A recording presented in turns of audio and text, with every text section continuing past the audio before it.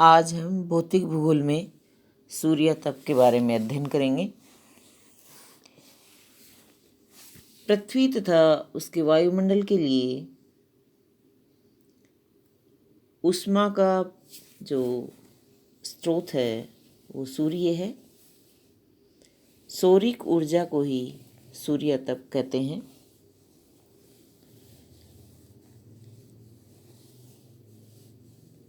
त्रिवार्था के अनुसार सूर्य से प्राप्त विकिरण ऊर्जा जो लघु तरंगों के अनुरूप संचारित होती है और 1,86,000 मील प्रति सेकंड की गति से चल रही है को सौर विकिरण अथवा सूर्य तप कहते हैं। इसी तरह से एक अन्य महोदय हुए क्रिचफील्ड, उनके अनुसार सूर्य से विकिरित ऊर्जा जो पृथ्वी तक पहुंचती है सूर्य तप कहलाती है।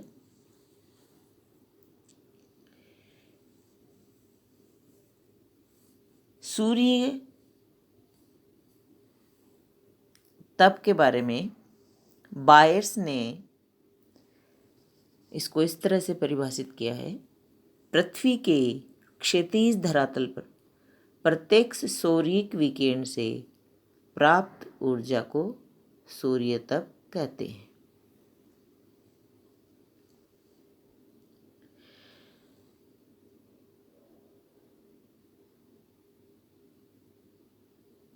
सूर्य से विकिरण ऊर्जा का जो भाग पृथ्वी की ओर प्रवाहित होता है उसे सूर्य तप कहते हैं। इंसोलेशन INSOLATION, 3 शब्द IN plus SOLA plus ATION से मिलके बना है, जो इनकमिंग सोलर रेडिएशन का संक्षिप्त रूप है।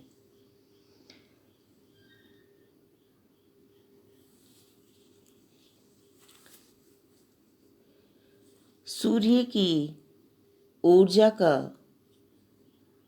जो मुख्य स्रोत है उसका आंतरिक भाग है, जहाँ पर अत्यधिक दबाव तथा उच्च तापमान के कारण नाभिकीय फ्यूजन के कारण हाइड्रोजन का हीलियम में रूपांतरण होने से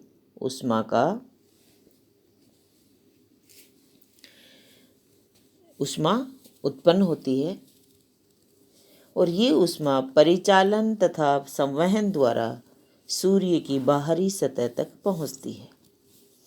सूर्य की बाहरी सतह से निकलने वाली ऊर्जा को फोटॉन कहते हैं और सूर्य की बाह्य सतह को फोटोस्फीयर कहते हैं।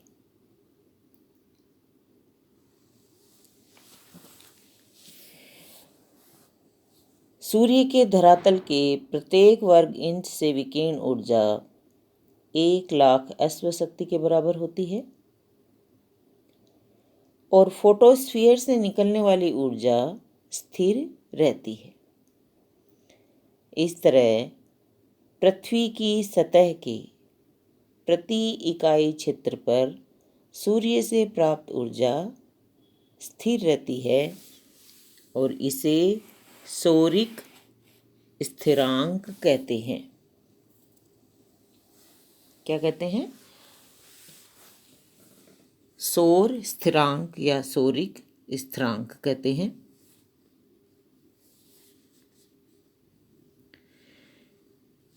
ये जो मात्रा है सौरिक स्थिरांक सूर्य के विकिरण की दर को दर्शाता है, जो प्रति वर्ग सेंटीमीटर प्रति मिनट 2 ग्राम कैलोरी है।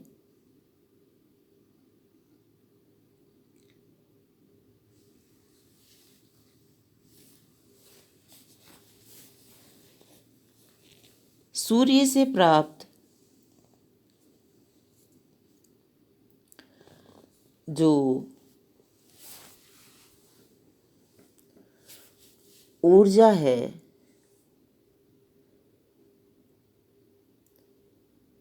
उससे ही भूतल पर सभी प्रकार के जीवों का अस्तित्व संभव हो सका है और धरातल पर पवन संचार, सागरीय धाराओं का प्रवाह, मौसम एवं जलवायु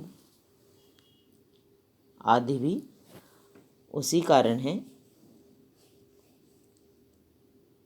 प्रत्येक वस्तु जिसमें ऊष्मा होती है विकीर्ण करती है।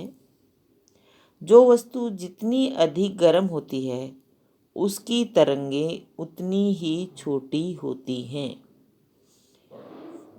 इसी कारण से सूर्य विकिरण द्वारा निकली ऊष्मा लघु तरंगों के रूप में होती है तथा प्रति सेकंड 1,86,000 मील की गति से भ्रमण करती है।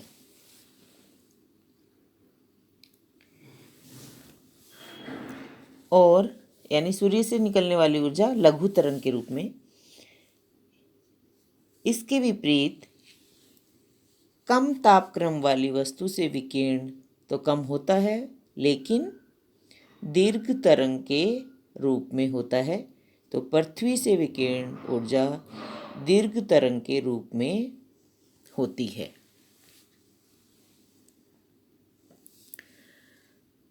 अब आता है धरातल पर सूर्य ताप का वितरण। सूर्य ताप का जो वितरण है उसमें सर्वाधिक जो मात्रा है विषुवत रेखा के पास होती है। क्यों? क्योंकि यहाँ पर दिन और रात की लंबाई बराबर होती हैं और सूर्य की किरणें लगभग लंबवत होती हैं। लेकिन उत्तरायण और दक्षिणायन की स्थिति के कारण अत्यधिक सूर्यताप विषुवत रेखा के दोनों ओर सरकता रहता है।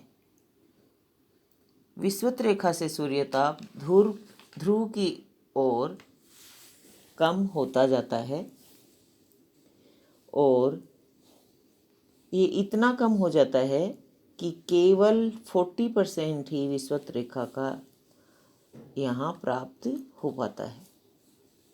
इस तरह ध्रुवीय क्षेत्र न्यूनतम सूर्यताप प्राप्त करते हैं।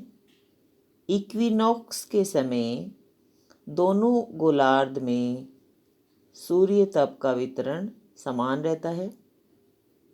इसके विपरीत कर्क तथा मकर संक्रांति के समय दोनों गोलार्धों में ध्रुव के बीच सूर्य ताप के वितरण में असमानता होती है और सूर्य ताप के वितरण पर वायुमंडल के परावर्तन, शोषण, प्रकीर्णन आदि का भी असर होता है। इसी कारण से कर्क संक्रांति के समय जबकि सूर्य उत्तरी गोलार्ध में कर्क रेखा पर लंबवत होता है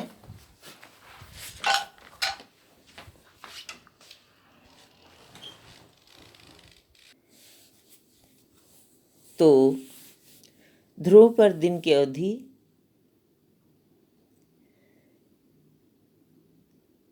लंबी होने पर भी सूर्य ताप सर्वाधिक नहीं हो पाता बल्कि 40 डिग्री अक्षांश के आसपास अधिकतम सूर्य ताप होता है। धरातलीय तापक्रम निम्न मध्य अक्षांश वाले भागों में सर्वाधिक होता है, न कि भूमध्य रेखा के पास। ग्लोब पर वार्षिक सूर्य ताप के अक्षांशीय वितरण पर अगर अक्षांशीय वितरण को अगर देखा जाए तो 3 स्पष्ट मंडल होते हैं। पहला है निम्न अक्षांशीय या अयनवर्तीय मंडल, दूसरा है मध्य अक्षांशीय मंडल और तीसरा है ध्रुवीय मंडल। पहला आता है निम्न अक्षांशीय मंडल